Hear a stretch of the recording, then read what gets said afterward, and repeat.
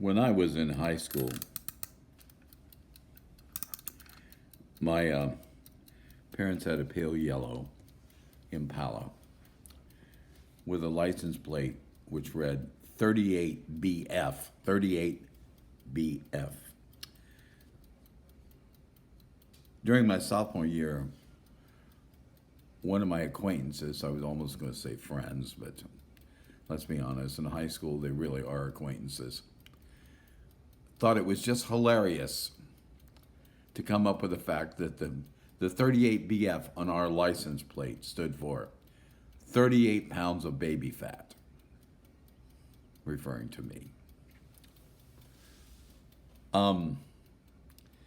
At first, honestly, I laughed about it, but then it grew. I started seeing it written on pieces of paper when I would arrive back to my desk and things like that. And it got to me. I'm not gonna lie to you, it got to me. So much so that I actually went to see the guidance counselor, and that's weird. No student really necessarily volunteers to go to the guidance counselor. He didn't know what to tell me. His phrase was, "Jonathan, you need to make the best of the situation. You know, after all, you play football. How could you play football if you weren't Big John? You're funny. Why don't you make the best of the situation?" And after a while, of course, they found something else to pick on, and 38BF was a part of high school history. But I realized at that point that the whole institution of humanity is geared around the fact that we do not want to resolve things, we want to handle them. We want to handle things just enough that they seem to go away. And if they seem to go away, that's absolutely fine. And that's what the brain does. And that's what we were taught to do with our brain. Don't get too deep in our thoughts. Don't try to change our lives. Handle things, but don't resolve them. And I learned that from the time I was a kid to now. I meet people and I see their desperation.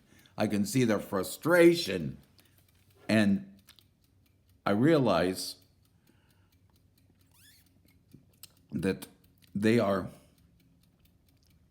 caught in the process of trying to handle their situation instead of resolve it. The brain doesn't resolve things. It handles things. If you want to get things resolved, you have to get your emotions, your spirit involved. When the emotions and the spirit come forth in unity, they can renew the mind and resolve things. Otherwise, you will live a life and you will teach a life. You will teach your children to handle things. They'll come back and say, somebody said 38 pounds of baby fat. And you'll go, oh, you'll commiserate. Then you go, well, you know those kids shouldn't say that. You'll offer the obvious. And then you'll say, but you know, we can't do much about what people say in life. We have to just know who we are and love who we are. I'm sorry, my friends. It's ridiculous.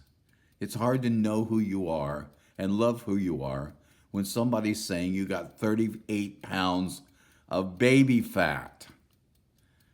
It does tend to make you question the credibility of your situation.